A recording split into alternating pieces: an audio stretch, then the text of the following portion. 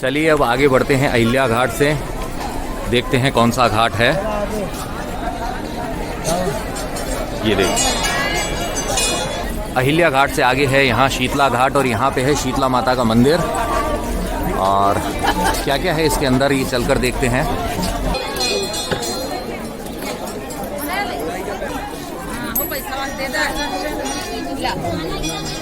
ये देखिए, जय हो शीतला माता की।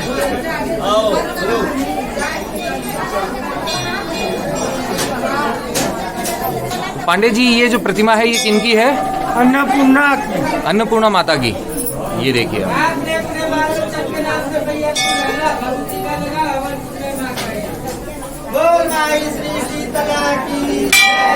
जय हो शीतला माता की। और यहाँ पे नर नारायण है। अचानक माता है ये यहाँ पर, देखिए आप।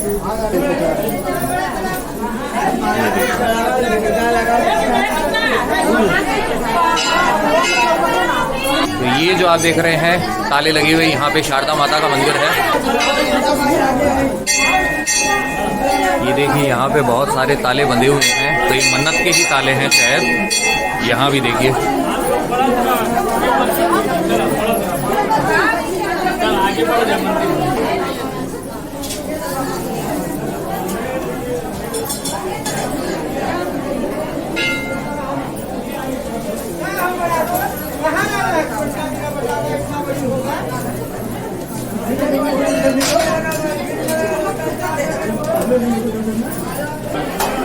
यहाँ महालक्ष्मी माता जी हैं। यहाँ पे राम दरबार है।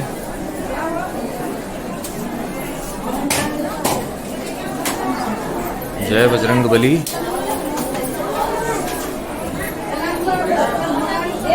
यहाँ पे आप दर्शन कर सकते हैं विंध्याचल माता की भव्य प्रतिमा के। ये देखिए आप,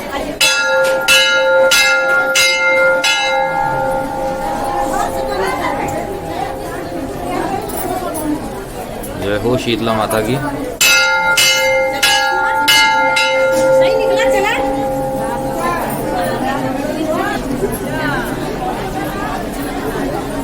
ये देखिए, बड़ी शीतला माता का मंदिर है ये यहाँ पर।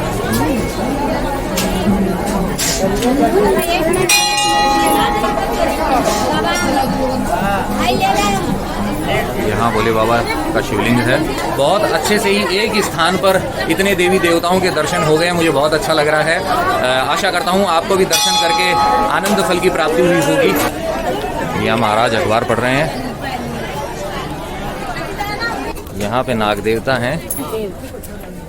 ये कौन से वाले नाग देवता हैं? कौन सी किस्म है महाराज? ये गोहुवन नाग है। गोहुवन, गोहुवन। पहला इनके घरे में पहना था भैया तो। अरे भैया अभी नया है।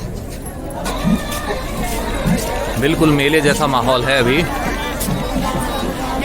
शीतला घाट के आगे ही है यहाँ प्रसिद्ध दशाश्वमेध घाट। जी हाँ, काशी नगरी बनारस नगरी के सबसे प्रसिद्ध घाटों में से एक है दशाश्वमेध घाट। शीतला घाट से जुड़ा हुआ ही है यह दशाश्वमेध घाट। और यहाँ की जो गंगा आरती है वह बहुत ही प्रसिद्ध है। ये देखिए, रुद्र सरोवर तीर्थ वहाँ पर है। इसी स्थान पर होती है संध्याकालीन गंगा आरती। दशाश्वमेध घाट जो है, काशी के जो घाट हैं इनके लगभग मध्य के अंदर स्थित है। और कहा जाता है कि भगवान ब्रह्मा ने यहाँ पर दशाश्वमेध यज्ञ जो है वह संपन्न किया था। जो राजा दिवोदास है उससे भी इस घाट का संबंध है। और इस घाट का पुनर्निर्माण 1740 के अंदर करवाया था पेशवा बालाजी बाजीराव ने। और उसके बाद में 1774 के अंदर जो इंदौर की महारानी है अहिल्याबाई होलकर, उन्होंने कुछ मॉडिफिकेशंस इसके अंदर करवाए थे। तो सबसे महत्वपूर्ण घाटों में से है यह दशाश्वमेध घाट।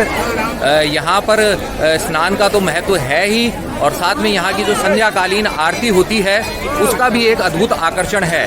तो वह आरती वर्तमान समय के अंदर सिर्फ बोट राइड करते हुए ही देखी जा सकती है, क्योंकि कोरोना की वजह से फिलहाल 4 बजे के बाद में यहाँ इस घाट पर एंट्री नहीं है। वैसे आप नहीं आ सकते हैं तो आप नौका विहार करते हुए वह आरती देख सकते हैं। और ख़ास बात यह है कि इस घाट की यहाँ पर जो बांस की जो छतरी होती है वो लगाए हुए बहुत सारे पंडित पुरोहित बैठते हैं जो यहाँ पर विभिन्न पूजाओं को संपन्न करवाते हैं।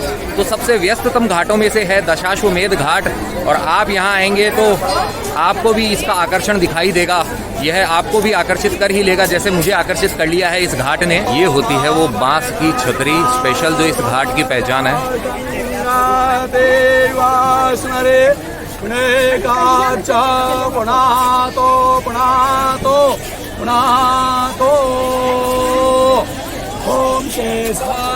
चलिए आगे चलते हैं। ये देखिए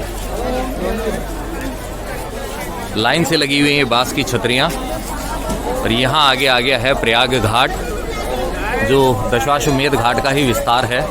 तो ये जो प्रयाग घाट है यह दशाश्वमेध घाट जो है इसके जस्ट अड़ा हुआ ही है, इसके बिल्कुल टच के अंदर है।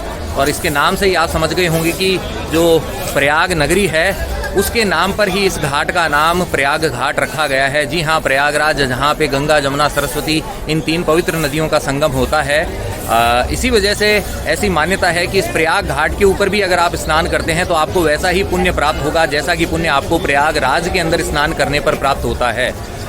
इस घाट का पुनर्निर्माण 19वीं सदी के अंदर करवाया था दिग्पतिया की जो रानी थी उन्होंने। तो आइए बढ़ते हैं प्रयागराज घाट से आगे।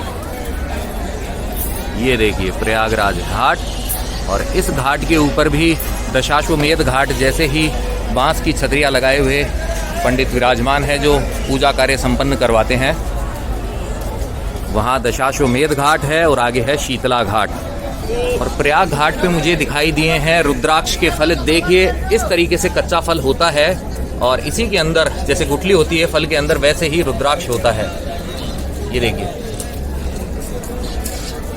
तो भाई साहब कहाँ से लाते हैं आप ये रुद्राक्ष? हम कामाख्या से लाते हैं। कहाँ से? कामाख्या मंदिर।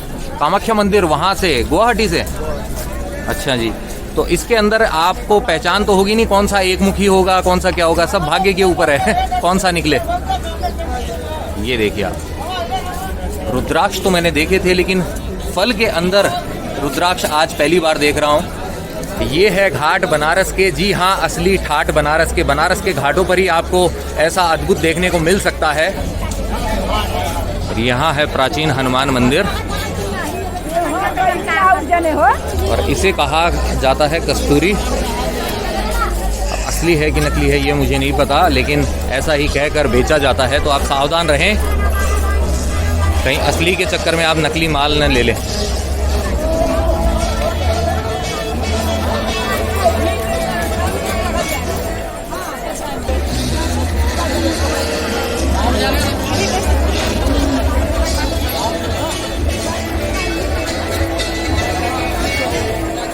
तो प्रयाग घाट के बाद में अब मैं जहां आ गया हूं यह कहलाता है नया दशाश्वमेध घाट। जी हां, जो ब्रह्मा जी ने जो 10 घोड़ों की बलि देके जो दशाश्वमेध यज्ञ संपन्न किया था, कहा जाता है वह यही स्थान है। और सबसे पवित्र घाटों में माने जाने के कारण यहाँ पर पितरों का तर्पण, श्राद्ध कर्म वगैरह सब किए जाते हैं। देख सकते हैं आप इस नए दशाश्वमेध घाट को। यह उस छोटे वाले घाट से थोड़ा सा ज़्यादा विस्तार लिए हुए है। और आरती जो संपन्न होती है वह पुराने वाले दशाश्वमेध घाट पर संपन्न होती है, ये इस घाट पर नहीं होती है। प्रयाग घाट जो है इनके बीच में एक छोटा सा घाट है, तो देखा जाए तो वह इसी का विस्तार ही है। जो भी बड़े राजनेता हो या विदेशी नेता हो, सब इसी घाट पर आते ही आते हैं। ये देखिए,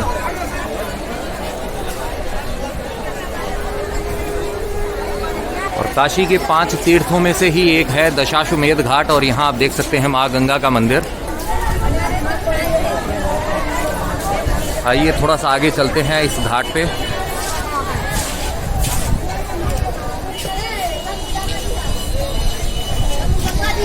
मेन घाट होने से यहाँ पर दुकानें भी ज़्यादा हैं और जो रास्ता है ये भी थोड़ा चौड़ा है और घाटों के रास्तों के मुकाबले। आइए आगे चलते हैं।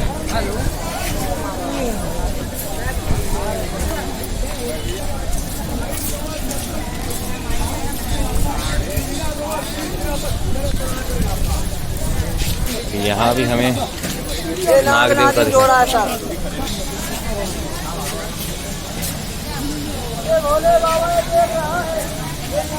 जिस स्थान पर दशाश्वमेध घाट है, पहले यहाँ पर रुद्र सरोवर हुआ करता था, लेकिन माँ गंगा के आगमन पर उसका लोप हो गया था और इसे ब्रह्म द्वार भी कहा जाता है। और यहाँ पर आप देख सकते हैं अगला घाट जो है डॉक्टर राजेंद्र प्रसाद घाट है। और यहाँ पे जो सीवेज पंपिंग स्टेशन बने हुए हैं जो गंगा मैया को शुद्ध करने के लिए, तो वहाँ पे है पुराना वाला दशाश्वमेध घाट, फिर शीतला घाट, यहाँ पे है नया दशाश्वमेध घाट और इसके आगे यहाँ पर है डॉक्टर राजेंद्र प्रसाद घाट। तो ये जो सारे घाट हैं संयुक्त रूप से दशाश्वमेध घाट का ही विस्तारित रूप है। और डॉक्टर राजेंद्र प्रसाद जो हमारे भारत के पहले राष्ट्रपति थे, उनके नाम पर ही इस घाट का नाम डॉक्टर राजेंद्र प्रसाद घाट रखा गया है। और कहा जाता है कि पहले यहाँ पर एक घोड़े की प्रतिमा थी जो कि ब्रह्मा जी के जो 10 अश्वमेध यज्ञ थे उनका प्रतीक थी। 19वीं सदी में उसे यहाँ से स्थानांतरित कर दिया गया था, जो संकट मोचन मंदिर है वहाँ पर। ये देखिए राजेंद्र प्रसाद घाट, यह होता है यहाँ पे समाप्त। आगे है दूसरा घाट, यहाँ भी बोट को रिपेयर किया जा रहा है। ये देखिए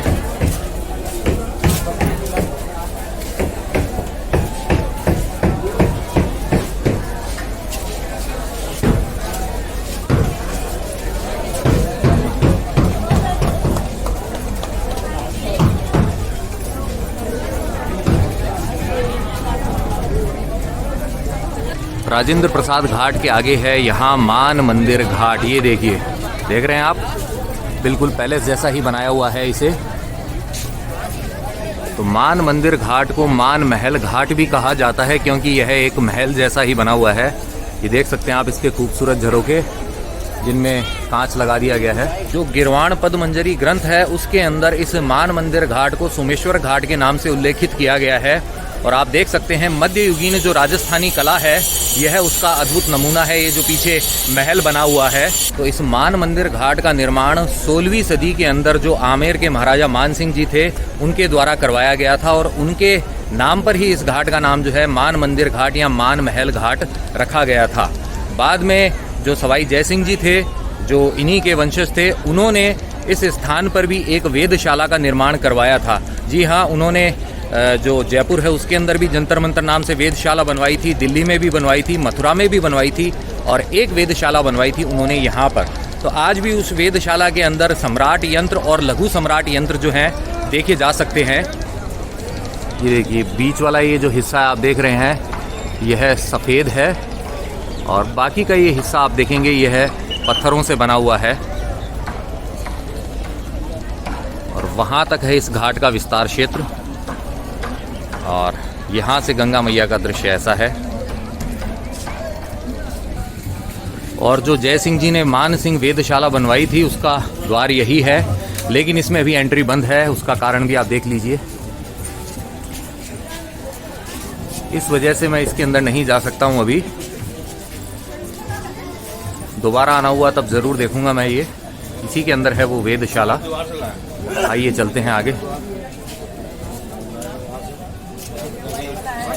तो यहाँ वाली वेदशाला तो मैं नहीं देख पाया हूँ, लेकिन जयपुर का जो जंतर मंतर है जो जय सिंह जी ने वहाँ पे बनाई थी वेदशाला, उसका मैंने ब्लॉग ऑलरेडी बना दिया है। अगर आपने नहीं देखा है तो आप चैनल पे जाके वीडियो सेक्शन में सर्च कर सकते हैं, वहाँ पे आपको मिल जाएगी वो वाली ब्लॉग। जो बोट का निचला हिस्सा है वह बनाया जा रहा है अभी। ये देखिए, ये जो आप बोट बना रहे हैं इसको बनाने में कितना टाइम लगेगा? पूरा 5 महीना लगेगा। 5 महीने में तैयार होगी है। ये देखिए, चलिए बढ़ते हैं अगले घाट की तरफ। यहाँ भी आप देख सकते हैं रेस्टोरेंट बना हुआ है, तो बीच में जलपान करना हो तो आप जा सकते हैं। तो यहाँ सीढ़ी पे सीमा समाप्त होती है मान मंदिर घाट की, और यहाँ से ये जो घाट शुरू हुआ है ये देखिए, यह कहलाता है वाराही घाट, जिसे पहले कहा जाता था त्रिपुरा भैरवी घाट, और उसकी सीमा है वहाँ तक। वो देखिए लिखा हुआ है ना वहाँ पे दीवार पर, वहाँ तक है। इतना विस्तार क्षेत्र है इस घाट का। और इस घाट का नाम त्रिपुरा भैरवी घाट पहले इसलिए होता था क्योंकि जो त्रिपुरेश्वर हैं उनकी जो जीवन संगिनी है त्रिपुरा भैरवी, उनके नाम पर ही इस घाट का नामकरण हुआ था, और बाद में इसे वाराही घाट भी कहा जाता है। और यहीं पर जो उनका मंदिर है ऊपर, अगर वह खुला हुआ तो मैं आपको वहाँ के भी दर्शन करवाता हूँ। चलिए चलते हैं मंदिर की तरफ। और मंदिर की तरफ लेके जाएंगी वो सीढ़ियाँ। इस घाट पे उतनी भीड़ नहीं है, सबसे ज़्यादा भीड़ जो है वो दशाश्वमेध घाट है, वहीं पर है। चलिए चलते हैं। स्वामी दयानंद गिरी ने इस घाट को पक्का करवाया था 20वीं सदी के अंदर, और एक मठ का निर्माण भी करवाया था यहाँ पर। गिरवाण पद्मंजरी ग्रंथ में इस घाट का उल्लेख वृद्धादित्य के नाम से किया गया है। यहाँ ऊपर आने पर ये मंदिर दिखाई दे रहा है, लेकिन क्या यही वह मंदिर है या दूसरा मंदिर है, अभी जाने पर ही पता चलेगा। यह तो भोले बाबा का मंदिर है और बजरंग बली भी हैं यहाँ पर। तो हमें ऊपर जाना होगा उस तरफ।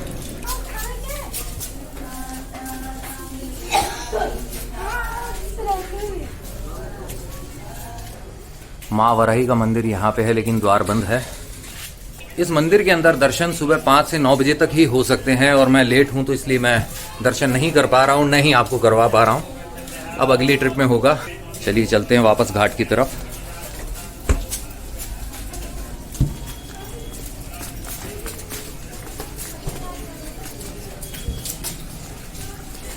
अठारहवीं सदी में बनारस के राजा ने इस घाट का पुनर्निर्माण करवाया था। तो चलिए अब त्रिपुरा भैरवी घाट से बढ़ते हैं आगे की तरफ। यहाँ पे सीमा समाप्त होती है त्रिपुरा भैरवी घाट की, और अब आ गया है ये देखिए मीर घाट। ये देखिए, देख रहे हैं, ये है छोटा सा मीर घाट, यहाँ से वहाँ तक। तो मीर घाट का नाम मीर घाट पड़ा था यहाँ के जो एक प्रसिद्ध टैक्स कलेक्टर थे मीर रुस्तम अली, उनके नाम पर। उन्होंने यहाँ के जो कई त्यौहार हैं उनके अंदर भी भाग लिया था, और जो त्योहारों से संबंधित गीत है उनके अंदर भी उनका नाम लिया जाता है।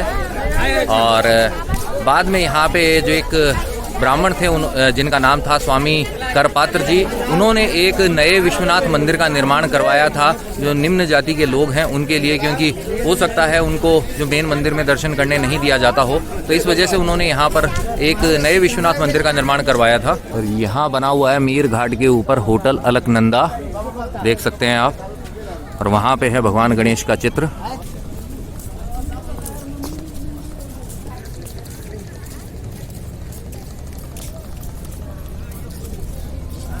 तो मीर घाट जो है यह भी काफ़ी बड़ा घाट है, छोटा घाट नहीं है। आप देख सकते हैं वहाँ से शुरू हुआ था और वहाँ आगे तक है इसकी सीमा।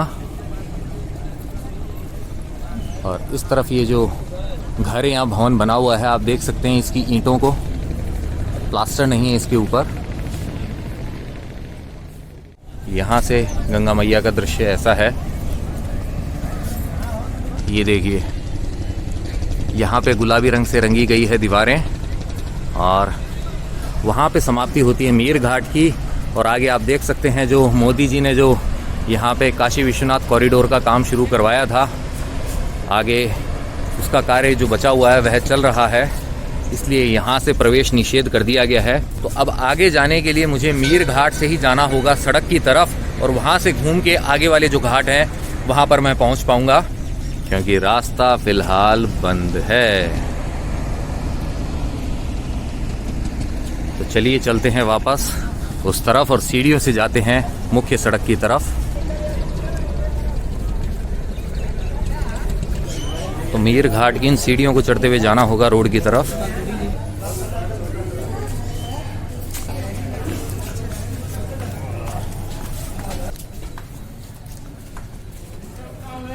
हर गली में मंदिर है यहाँ।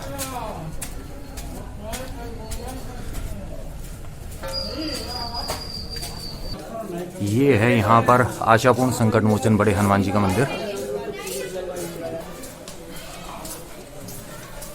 जगह जगह आपको दिखेगी बनारसी साड़ी।